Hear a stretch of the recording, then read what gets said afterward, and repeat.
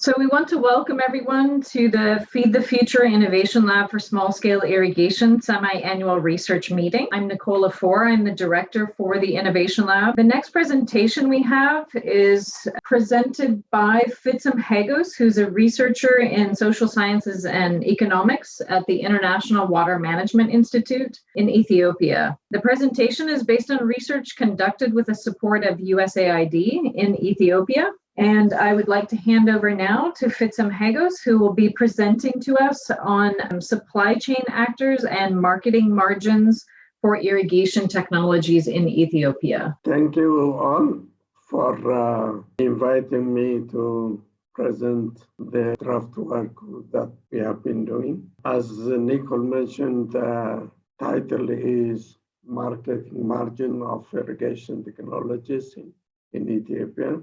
This was done by so many co-authors, and the project was supported by ILSSI, funded by USAID. Several documents have reported the importance of irrigation and increasing crop productivity and improving livelihoods, including food security and nutrition of smallholder farmers. An ETA estimate showed that Ethiopia has 12 million hectares suitable for irrigation, where 48% of this could be using groundwater. This could be a good opportunity for using manual, motorized, and solar irrigation technologies, especially if you look at the groundwater suction depths beyond 7 meters.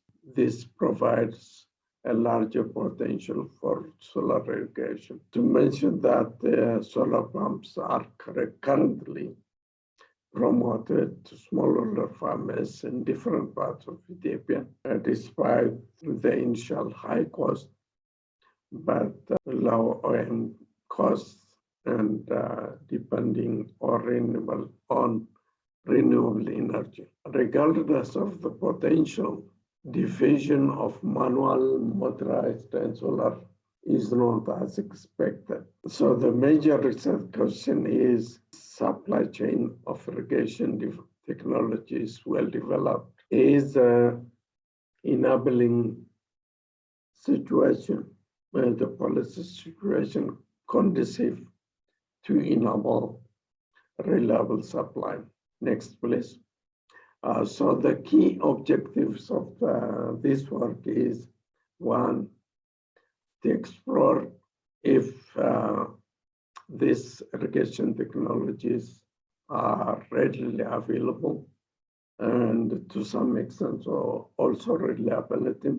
The second objective is characterize the supply chain and distribution of the technologies, including the role of agents, and finally, estimating marketing margin of the three selected irrigation technologies, namely manual, motorized, and solar pumps.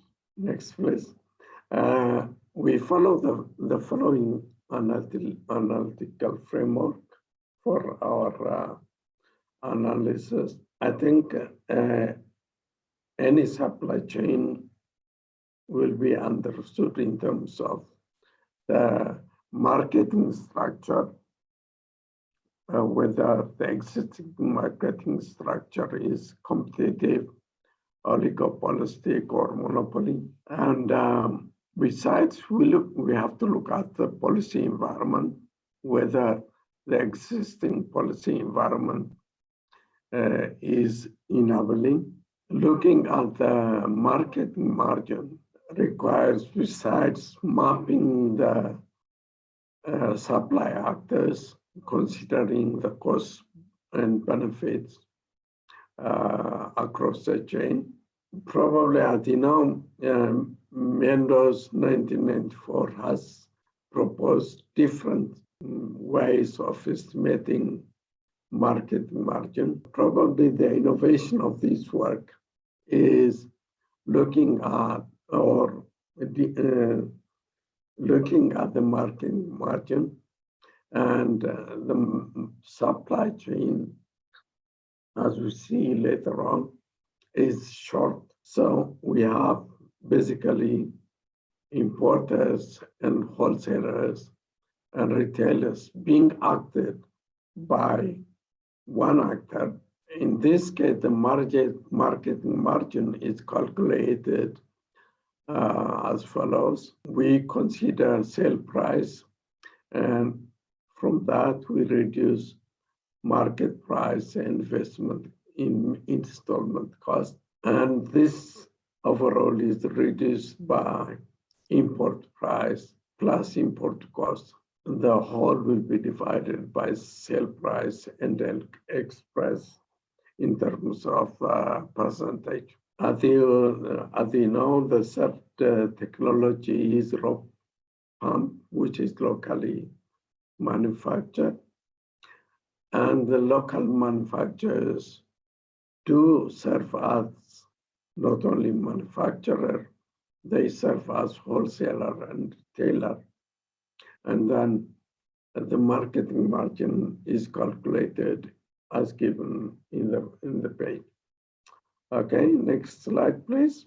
In terms of the data type collected and the process unfolded, we selected purposefully 3 suppliers of irrigation technologies: rope, motor, and solar pump. And data was collected using online questionnaire in the light of COVID-19 dissemination risk. This online data collection process was complemented by telephone interview and last instance face-to-face interviews. Besides the data collected primarily, we collected additional data like import price, manufacturing costs from the global web and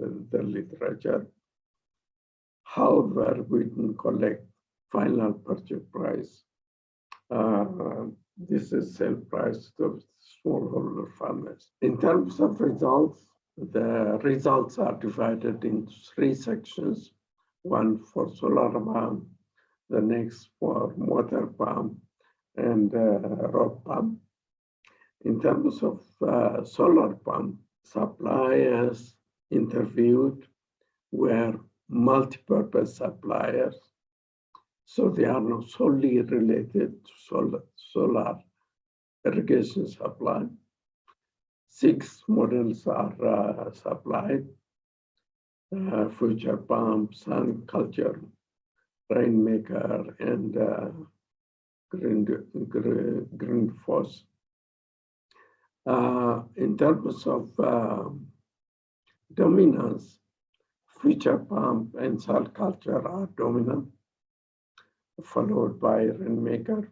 In terms of being attractive to smallholder farmers, future pump and rainmaker favorable to small farmers. This is comparative compared to other solar irrigation technologies. Suppliers prefer submersible to surface pumps because of their versatility. All solar pumps have a warranty period of 1 or 2 years. Almost all solar pumps are sold to end users, that's smallholder farmers and government NGOs. As I mentioned earlier, the supply chain of solar pump irrigation pump is short. That is namely the actor serve as importer, wholesaler, and retailer. So they directly sell to farmers, and in some cases they also sell to government NGOs following tender bid. The estimated market margin for solar pumps range between 12% to 48%.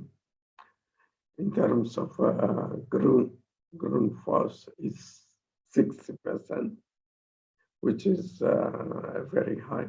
Solar pumps are not low cost for smallholder farmers. There are no financial products for which farmers could access, either from microfinance institutes or suppliers. One thing we have to notice is the average price of a given pump model in Kenya and Ethiopia show that the average cost in Ethiopia is 2.4 times than in Kenya. In terms of motor pump, as we saw in solar pump, the suppliers of motor pump are multi-purpose companies. They import, they wholesale and retail motor pumps, provide operation and maintenance services, and sometimes using agents. They also train service providers. Different motor pumps are supplied. From the interview, we could only see that Lombardini and Hylene, the major product in terms of being attractive to farmers.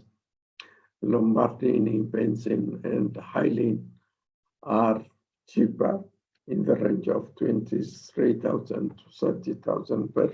Given the current price, motor pumps, be it petrol or diesel, are preferable than solar pumps. And finally, the estimated market margin for motor pumps is between 23 and 50%, greater than the anticipated marketing profit, which is 20%. Raw pump, the manufacturers supply raw pumps either direct to end users or they sell to government or NGO. And different models of raw pumps are supplied. There are what we call traditional and improved raw pumps being supplied by the suppliers in the range of which cost between 5,500 to 8,200 Ethiopian birr. The estimating margin is surprisingly 70%. We saw the market and policy bottlenecks. I think as it is well known, what we found out is irrigation technologies, supply chain for irrigation technologies are not well developed with limited distribution network and O&M services or after-sales services. Market structure is, although we do systematic assessment of the marketing structure, we can gather that it's oligopolistic. So farmers in Ethiopia do have little influence in setting the market price. They accept the market price as it is. There is shortage or lack of forex, and this has affected import capacity, timing, and associated costs, especially for solar and motor pump. There is weak implementation of the policy regime, which was issued on tax exemption, and there are bureaucratic processes in the importation. In terms of conclusion and recommendation, next please. Suppliers being multi-purpose suppliers, all solar and motor actors do not target scale farmers.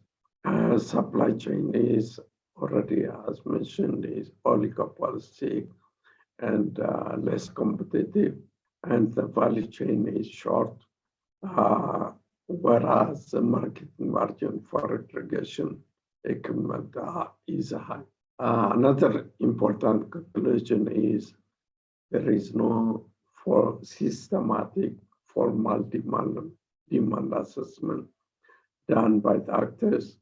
This implies that the services do not exploit potential opportunities in terms of forex and devaluation of the local currency, inflation, and absence of prudent implementation of tax exemption. Then this basically affects negatively the diffusion of irrigation technologies. Lastly, lack of political commitment giving priority to importation of irrigation equipment has hampered wider diffusion of irrigation technologies.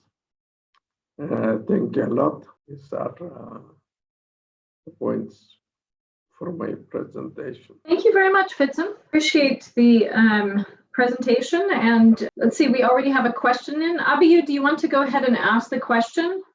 I can read it, but if you want to go ahead and ask it directly. Yes, my question is, I was wondering when I see the same pump model in Ethiopia costs 2.4 times, 2 times more in Kenya. And I was wondering what would have the effect of tax exemption in Ethiopia on irrigation technologies and equipments. Thank you, Abiyu, for the question. I think the impact of the policy change is not yet systematically assessed.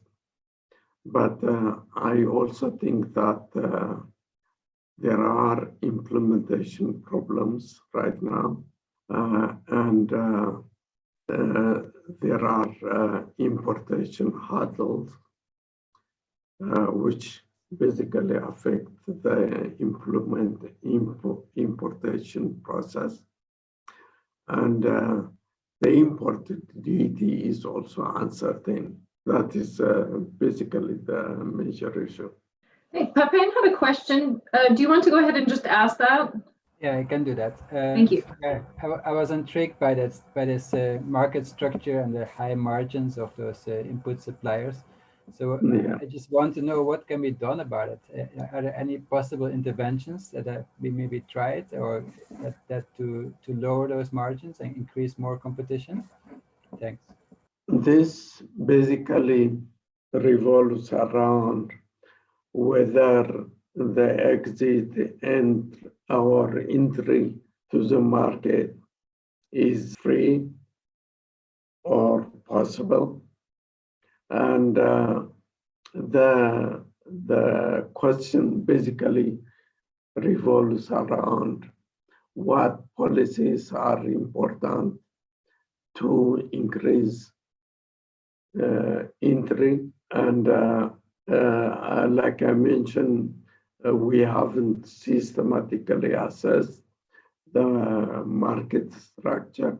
But if you see at whether the investment costs are prohibitive to enter the market, let me rephrase it. As you know, if the average cost for importing or for making business in this sector is characterized by